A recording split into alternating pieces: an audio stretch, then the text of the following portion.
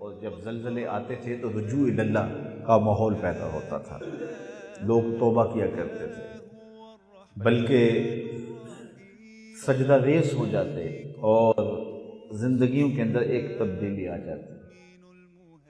یہ زلزلے تو بہت بڑی بات ہے، تیز ہوا بھی چلتی تو رسول اللہ کے اصحاب لرزنے لگ جاتے اور اللہ کے حضور رجوع کرتے، بجلی کڑکتی تو وہ استغفار پڑھتے، بادل گرجتے تو خوف خدا سے ان کا وجود لرزنے لگتا۔ آج سے 14 صدیاں قبل لوگوں کی کیا حالت ہوتی ہوگی جب کوئی اللہ کی طرف سے امتحان آتا ہوگا، جب کوئی زلزلہ آتا ہوگا، جب کوئی قہر و غضب کی بجلیاں برستی ہوں گی تو اللہ کی ناراضگی دور کرنے کے لیے وہ کتنا روتے ہوں گے، کتنا گڑگڑاتے ہوں گے۔ تو آج ہم کس جگہ پہ کھڑے ہیں؟ یہ صرف 35 سال لگا لیں پیچھے چلے جائیں تو اس وقت اتنے چینل بھی نہیں ہوا کرتے تھے، وہ پی ٹی وی ہوا کرتا تھا اور وہ بھی رات 12 بجے اس کی نشریات بند ہو جاتی تھی۔ تو کسی نے رات کے پچھلے پہر یہ خبر مشتہر کر دی کہ 2:02 کے اوپر زلزلہ آئے گا۔ بالکل ہم چھوٹے تھے تو یہ مساجد کے لاؤڈ سپیکرز میں اعلان ہو گیا۔ تو میں نے اپنے گاؤں میں دیکھا ہے، بہت بڑا گاؤں تھا ہمارا، تو سارے لوگ باہر کھلے میدان میں نکل کے، ایک طرف مرد تھے ایک طرف عورتیں تھیں، اور سب نے مصلے بچھائے تھے اور لوگ نوافل پڑھ رہے تھے اور توبہ کر رہے تھے۔ یہ بہت پرانی بات نہیں کر رہا، 30 سال پیچھے چلے جائیں، یہ 35 سال پیچھے چلے جائیں، زلزلے کی ایک خبر نے اتنا لرزا دیا کہ لوگ اللہ کے اتنے قریب ہو گئے کہ ساری رات جو ہے وہ لوگ نوافل پڑھتے رہے، سجدہ ریزیاں کرتے رہے، اللہ کے حضور توبہ کرتے رہے، رجوع اللہ کا ماحول رہا۔ یہ خود میں نے اپنی آنکھوں سے آج سے 30-35 سال پہلے دیکھا۔ اور یہ پرسوں ترسوں جو زلزلہ آیا ہے، میں یہاں سے نکل کے ابھی روڈ کے اوپر چڑھنے لگا تھا تو اس وقت زلزلے کے جھٹکے محسوس ہو رہے تھے۔ تو میں نے کیا دیکھا؟ میں نے یہ دیکھا کہ سارے لوگ بجلی کے پولوں کے اوپر لرزتی ہوئی تاروں کی ویڈیو بنا رہے تھے۔ صرف 30 سال پہلے زلزلے کی ایک خبر نے لوگوں کو سجدے میں گرا دیا، اور آج ساری قوم ویڈیو بنا رہی تھی، اور قوم کا یہ مزاج اتنی جلدی تبدیل ہو گیا۔ اور میں دیر تک جو ہے وہ سوچتا رہا کہ ان 30 سالوں میں ہم نے تنزل کا سفر کتنا طے کر لیا ہے، رب سے کتنے دور ہو گئے ہیں، کتنے بے خوف ہو گئے ہیں، ہماری زندگی گناہوں سے لتھڑ گئی ہے، ہمارے عیب پہلے سے زیادہ ہو گئے ہیں، لیکن خوف بھی ہمارا جو ہے وہ کتنا کم ہو گیا ہے۔ موت رقص کر رہی تھی اور زندگی اور موت جو ہے وہ بالکل جو ہے وہ ایک ایسے زاویے میں تھی کہ ایک جھٹکا اور آ جاتا تو یہ 8.1 پوائنٹ زلزلہ تھا، اور وہ کہتے ہیں گہرائی اتنی تھی کہ اتنا نقصان نہیں ہوا۔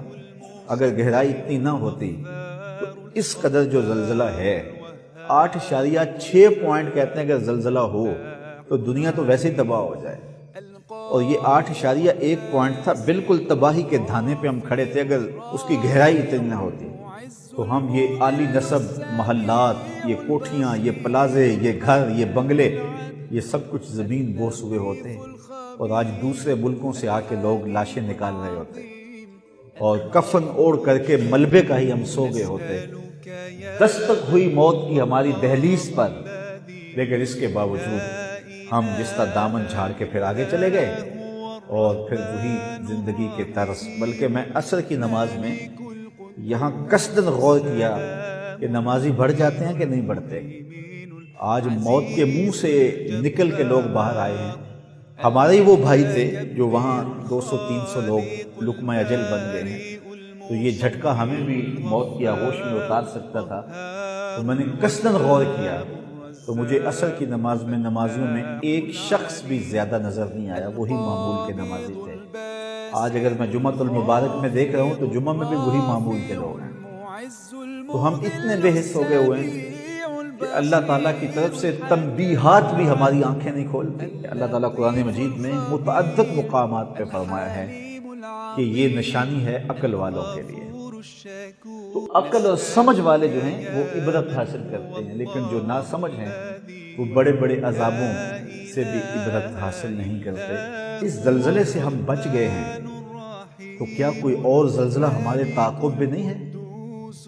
اس وقت تو ہم بچ گئے، نہ بچتے تو ہم کیا کر سکتے؟ ہمیں گھر سے نکلنے کی مہلت نہ دی جاتی۔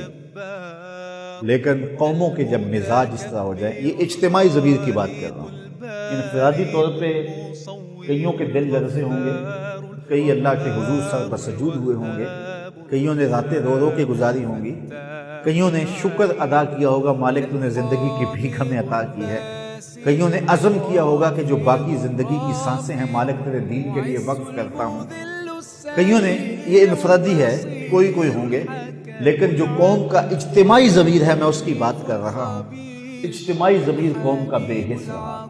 اور جب قومیں اس طرح کی بے حس رہے تو اس طرح کے الارم، اس طرح کی تنبیہات ہوتی ہیں، اور پھر اللہ تعالیٰ قیامت کے دن پکڑے گا تو کوئی حجت نہیں رہے گی۔